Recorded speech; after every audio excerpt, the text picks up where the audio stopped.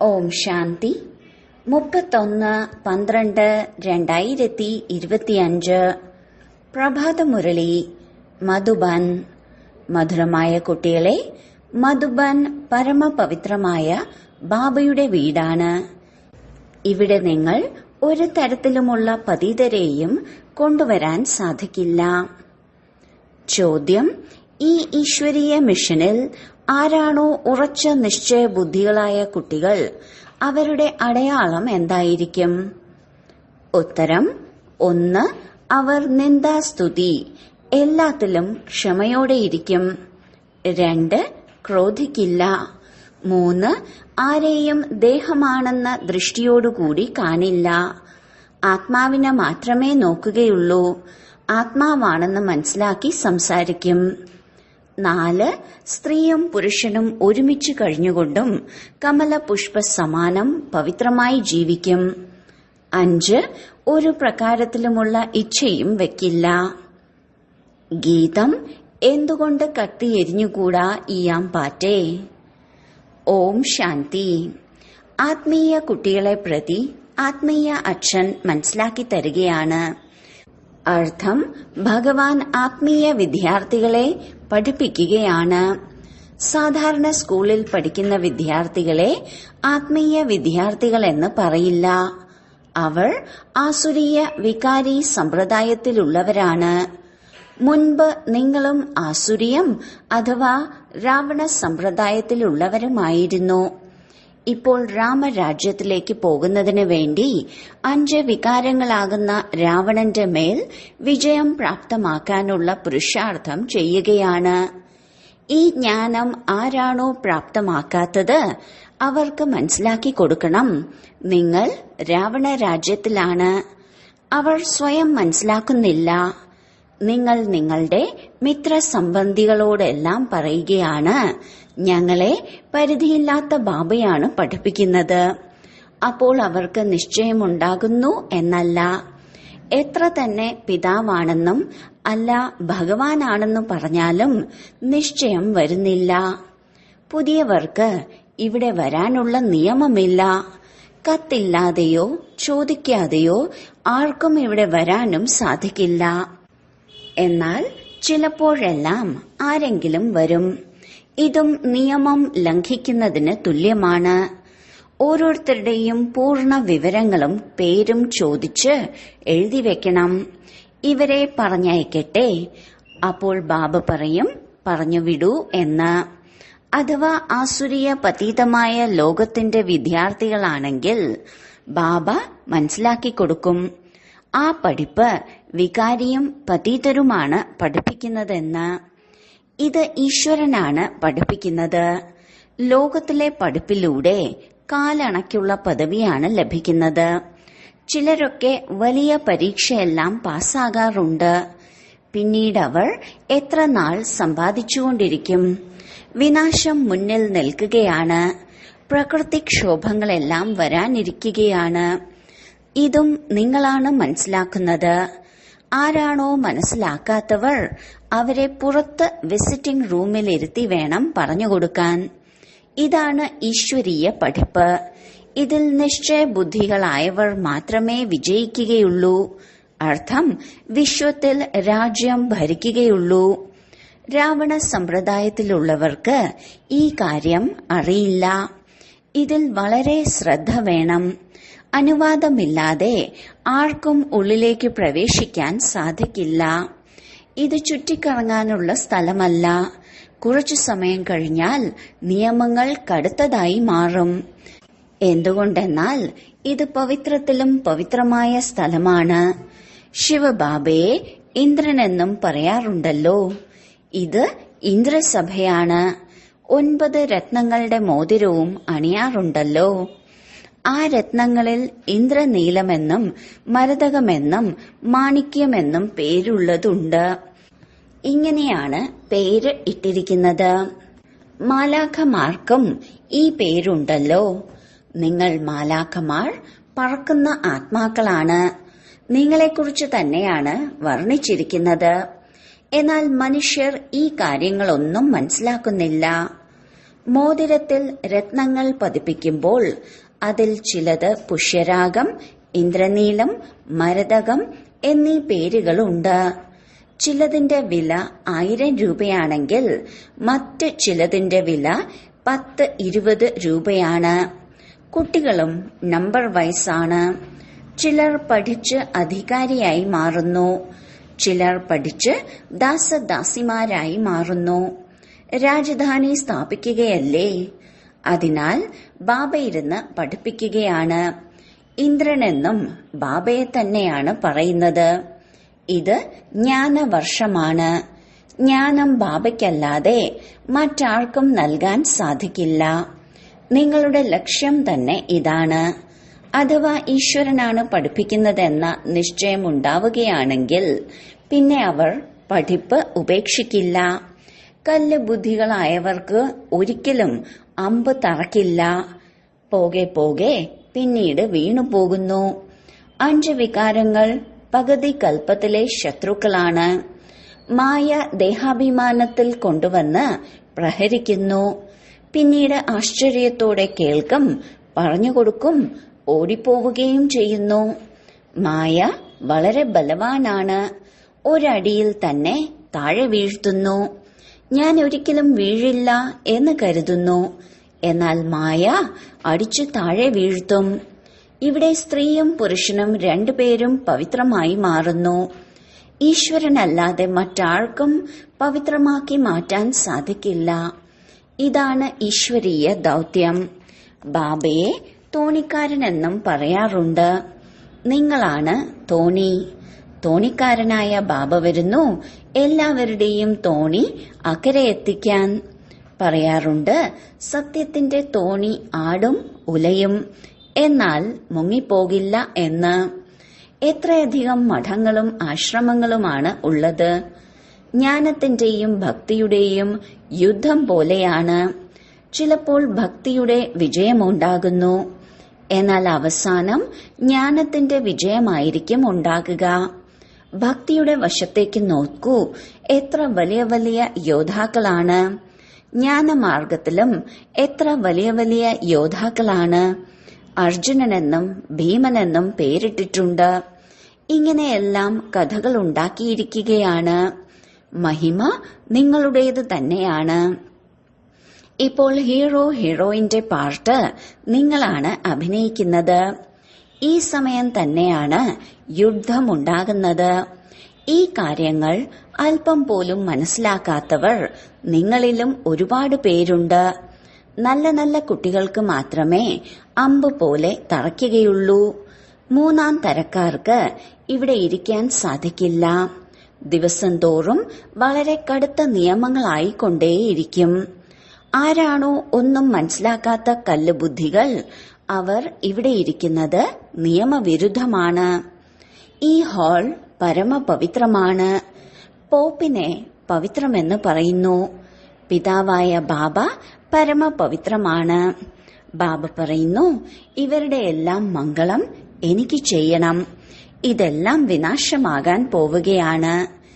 ഇതും എല്ലാവരും മനസ്സിലാക്കുന്നില്ല. കേൾക്കുന്നുണ്ടെങ്കിലും ഒരു ചെവിയിലൂടെ കേട്ട് മറു ചെവിയിലൂടെ കളയുന്നു. ധാരണ ചെയ്യുന്നില്ല, ചെയ്യിപ്പിക്കുന്നുമില്ല. ഇങ്ങനെ ചെവി കേൾക്കാത്തവരും സംസാരിക്കാൻ സാധിക്കാത്തവരും ഒരുപാട് പേരുണ്ട്. ബാബ പറയുന്നു, മോശമായതൊന്നും കേൾക്കരുത്. മനുഷ്യർ ഇതിന് കുരങ്ങന്റെ ചിത്രമാണ് കാണിക്കുന്നത്.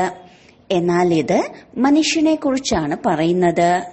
ഈ സമയം മനുഷ്യൻ കുരങ്ങനേക്കാളും മോശമാണ്. നാരദന്റെ കഥ ഉണ്ടാക്കിയിട്ടുണ്ട്. നാരദനോട് പറഞ്ഞു, നിങ്ങൾ നിങ്ങളുടെ മുഖമൊന്ന് നോക്കൂ. 5 വികാരങ്ങൾ ഉള്ളിൽ ഇല്ലല്ലോ.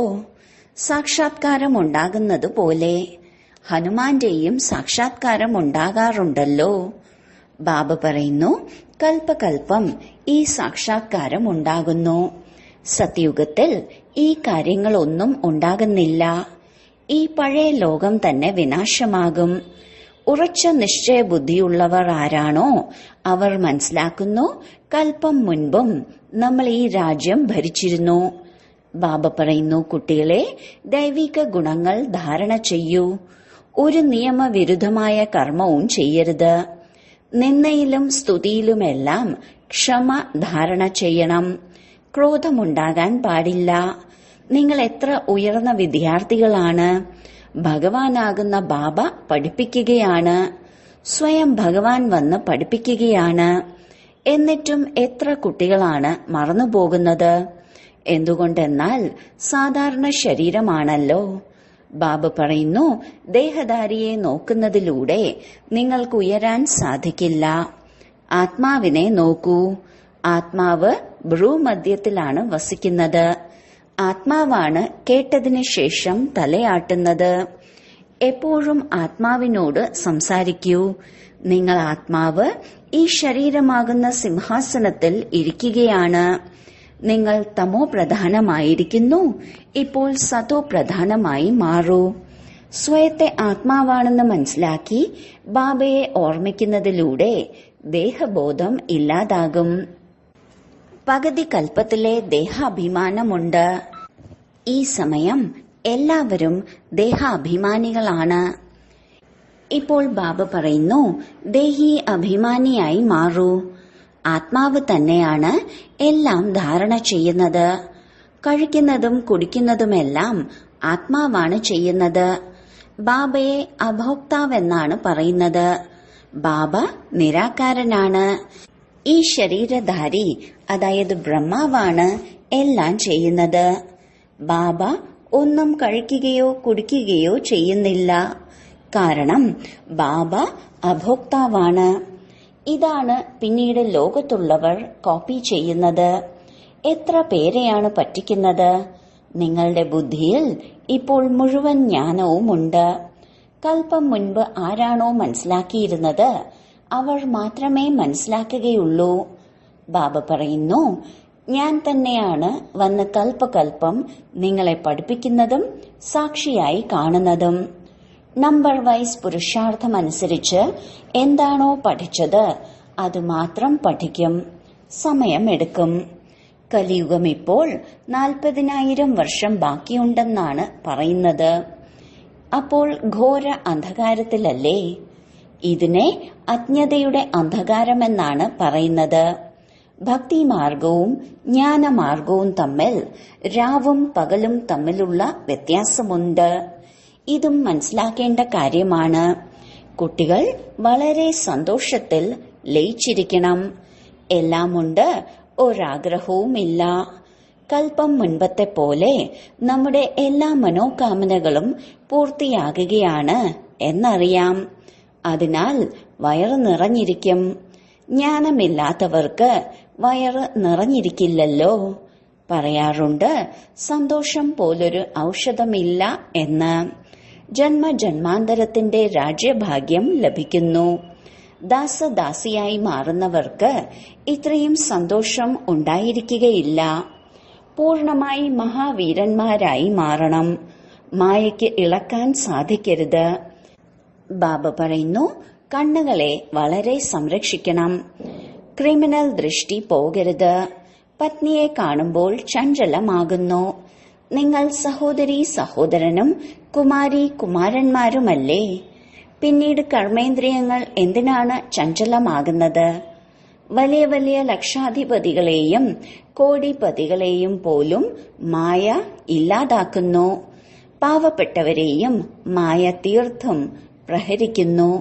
പിന്നീട് പറയുന്നു, ബാബ ഞങ്ങളെ തള്ളിയിട്ടു എന്ന്. അല്ല കുട്ടികളെ, 10 വർഷത്തിന് ശേഷവും തോറ്റുപോയോ?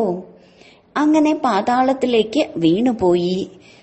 ഉള്ളിന്റെ ഉള്ളിൽ മനസ്സിലാക്കുന്നു ഇവരുടെ അവസ്ഥ എങ്ങനെയുള്ളതാണ് എന്ന്. ചിലർ വളരെ നല്ല സേവനങ്ങൾ ചെയ്യുന്നുണ്ട്. കന്യകമാർ ഭീഷ്മ പിതാമഹനെ അമ്പെയ്തില്ലേ? ഗീതയിൽ അല്പമെല്ലാം ഉണ്ട്. ഇത് ഭഗവാനു വാചായാണ്. അഥവാ കൃഷ്ണനാകുന്ന ഭഗവാനാണ് ഗീത കേൾപ്പിച്ചതെങ്കിൽ പിന്നീട് ഇങ്ങനെ എന്തുകൊണ്ടാണ് പറയുന്നത്? ഞാൻ എന്താണോ എങ്ങനെയാണോ എന്നത് ചുരുക്കം പേർ മാത്രമേ അറിയുന്നുള്ളൂ എന്ന്. അഥവാ കൃഷ്ണൻ ഇവിടെയുണ്ടെങ്കിൽ എന്താണ് ചെയ്യുക എന്ന് പോലും അറിയില്ല. കൃഷ്ണന്റെ ശരീരം സത്യയുഗത്തിലുള്ളതാണ്. ഇതും മനസ്സിലാക്കുന്നില്ല. കൃഷ്ണന്റെ അനേക ജന്മങ്ങളുടെ അവസാന ശരീരത്തിലാണ് ഞാൻ പ്രവേശിക്കുന്നത്. കൃഷ്ണനു മുന്നിൽ എല്ലാവരും പെട്ടെന്ന് ഓടിവരും. പോപ്പ് മുതലായവർ വരുമ്പോൾ എത്ര ആൾക്കൂട്ടമാണ് പോകുന്നത്. ഈ സമയം എല്ലാവരും പതിതരും തമോപ്രധാനവുമാണെന്ന് മനുഷ്യർ മനസ്സിലാക്കുന്നില്ലല്ലോ. പറയുന്നുണ്ട്, അല്ലയോ പതിത പാവന, വരൂ എന്ന്. എന്നാൽ നമ്മൾ പതിതരാണെന്ന് മനസ്സിലാക്കുന്നില്ല. കുട്ടികൾക്ക് ബാബ എത്ര നല്ല രീതിയിലാണ് മനസ്സിലാക്കി തരുന്നത്. എല്ലാ സെന്ററുകളിലുമുള്ള വിശേഷപ്പെട്ട കുട്ടികളുടെ അടുത്തേക്ക് ബാബയുടെ ബുദ്ധി പോകുന്നുണ്ട്. കൂടുതൽ വിശേഷപ്പെട്ട കുട്ടികൾ ഇവിടെയുള്ളപ്പോൾ ഇവിടെ നോക്കുന്നു. ഇല്ല എന്നുണ്ടെങ്കിൽ പുറമേയുള്ള കുട്ടികളെ ഓർമ്മിക്കേണ്ടി വരുന്നു. അവരുടെ മുന്നിൽ ജ്ഞാനത്തിന്റെ നൃത്തം ആടുന്നു. കൂടുതലും ജ്ഞാനികളായ ആത്മാക്കളാണെങ്കിൽ ആനന്ദമുണ്ടാകുന്നു. കുട്ടികളുടെ മേൽ എത്ര അത്യാചാരമാണ് ഉണ്ടാകുന്നത്. ഓരോ കൽപ്പത്തിലും സഹിക്കേണ്ടി വരുന്നു. ജ്ഞാനത്തിൽ വരുന്നതിലൂടെ പിന്നീട് ഭക്തിയും വിട്ടുപോകുന്നു. നോക്കൂ, വീട്ടിൽ ക്ഷേത്രമുണ്ട്. പതിയും പത്നിയും രണ്ടുപേരും ഭക്തി ചെയ്യുന്നു. സ്ത്രീക്ക് ജ്ഞാനത്തിന്റെ ആകർഷണം വന്ന് ഭക്തി ഉപേക്ഷിക്കുകയാണെങ്കിൽ എത്ര ബഹളമുണ്ടാക്കുന്നു. വികാരത്തിലും പോകുന്നില്ല, ശാസ്ത്രങ്ങളും പഠിക്കുന്നില്ല എന്നുണ്ടെങ്കിൽ ബഹളമുണ്ടാകുമല്ലോ. ഇതിൽ ഒരുപാട് വിഘ്നങ്ങൾ ഉണ്ടാകുന്നു. മറ്റ് സത്സംഗങ്ങളിലേക്ക് പോകുന്നതിൽ വിലക്കാറില്ല. ഇവിടെ പവിത്രതയുടെ കാര്യമാണ്. പുരുഷന്മാർക്കിരിക്കാൻ സാധിക്കുന്നില്ല എന്നുണ്ടെങ്കിൽ കാട്ടിലേക്ക് പോകുന്നു. സ്ത്രീകൾ എവിടേക്ക് പോകും? സ്ത്രീകളെക്കുറിച്ച് പറയുന്നത് അവർ നരകത്തിന്റെ വാതിലാണ് എന്നാണ്. ബാബ പറയുന്നു, സ്ത്രീ എന്നുള്ളത് സ്വർഗത്തിന്റെ വാതിലാണ്. ഇപ്പോൾ നിങ്ങൾ കുട്ടികൾ സ്വർഗം സ്ഥാപിക്കുന്നു. ഇതിനു മുൻപ് നരകത്തിന്റെ വാതിലായിരുന്നു. ഇപ്പോൾ സ്വർഗം സ്ഥാപിക്കപ്പെടുന്നു. സത്യയുഗം സ്വർഗത്തിന്റെ വാതിലാണ്. കലിയുഗമാണ് നരകത്തിന്റെ വാതിൽ. ഇത് മനസ്സിലാക്കേണ്ട കാര്യമാണ്. നിങ്ങൾ കുട്ടികളും നമ്പർ വൈസ് പുരുഷാർത്ഥമനുസരിച്ചാണ് മനസ്സിലാക്കുന്നത്. പവിത്രമായി ഇരിക്കുന്നുണ്ട്. എന്നാൽ ജ്ഞാനത്തിന്റെ ധാരണ നമ്പർ വൈസായിയാണ് ഉണ്ടാകുന്നത്. നിങ്ങൾ കുടുംബത്തിൽ നിന്ന് മാറി ഇവിടെ, അതായത് സെന്ററിൽ വന്നിരിക്കുകയാണ്. എന്നാൽ ഇപ്പോൾ മനസ്സിലാക്കി തരുന്നു, ഗൃഹസ്ഥത്തിൽ കഴിയണം. അവർക്കാണ് ബുദ്ധിമുട്ടുണ്ടാകുന്നത്. ഇവിടെ താമസിക്കുന്നവർക്കാണെങ്കിൽ ഒരു ബുദ്ധിമുട്ടുമില്ല. അതിനാൽ ബാബ പറയുന്നു, താമര പുഷ്പത്തിന് സമാനം ഗൃഹസ്ഥത്തിൽ കഴിഞ്ഞുകൊണ്ടും പവിത്രമായി മാറൂ. അതും ഈ അവസാന ജന്മത്തിന്റെ കാര്യമാണ്. ഗൃഹസ്ഥത്തിൽ കഴിഞ്ഞുകൊണ്ടും സ്വയത്തെ ആത്മാവാണെന്ന് മനസ്സിലാക്കൂ. ആത്മാവ് തന്നെയാണ് കേൾക്കുന്നത്. ആത്മാവ് തന്നെയാണ് പതീതമായി മാറിയത്. ആത്മാവ് തന്നെയാണ് ജന്മജന്മാന്തരങ്ങളായി ഭിന്ന ഭിന്ന വസ്ത്രങ്ങൾ അണിഞ്ഞ് വന്നത്. ഇപ്പോൾ നമ്മൾ ആത്മാക്കൾക്ക് തിരിച്ചു പോകണം. ബാബയോട് യോഗം വയ്ക്കണം. മുഖ്യ കാര്യം ഇതാണ്. ബാബ പറയുന്നു, ഞാൻ ആത്മാക്കളോടാണ് സംസാരിക്കുന്നത്.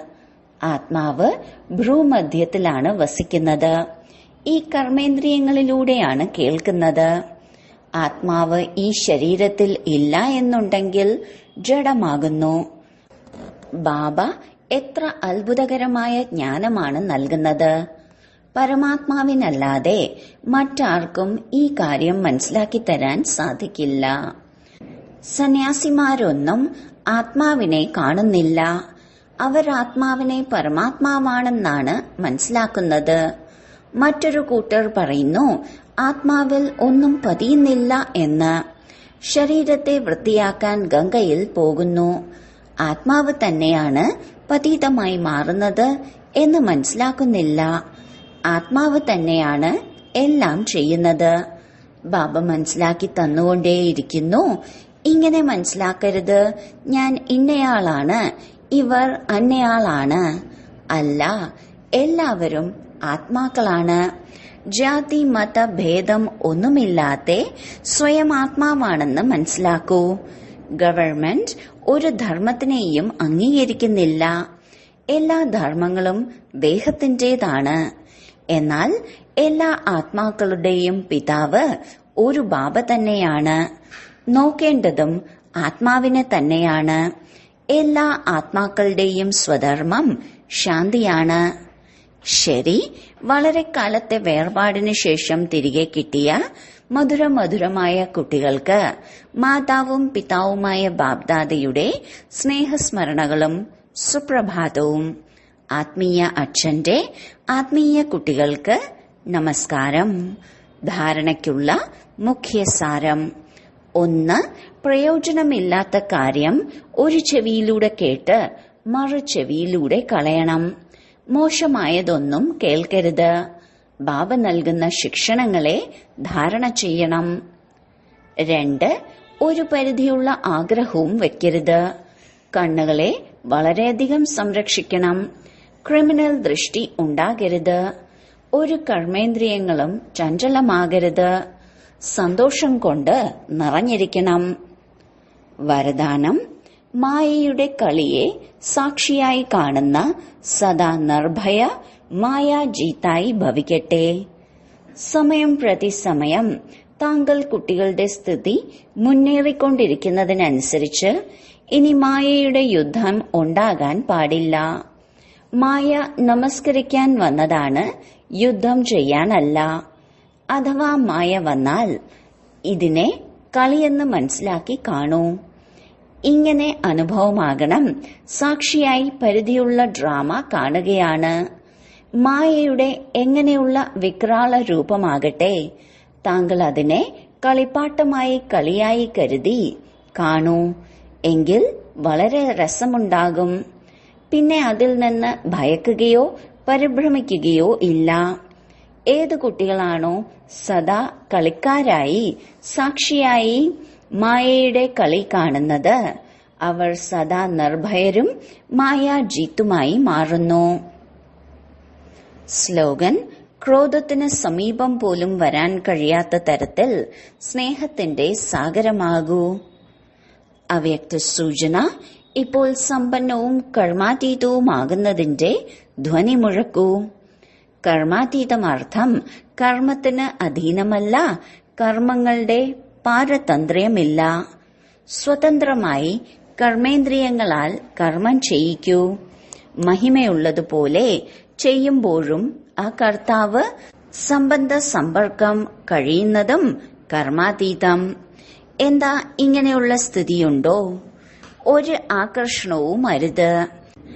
സേവനവും ആകർഷണം കൊണ്ടാവരുത്. നിമിത്ത ഭാവത്തോടെയാവണം. ഇതിലൂടെ സഹജമായി തന്നെ കർമാതീതമായി മാറും. ഓം ശാന്തി.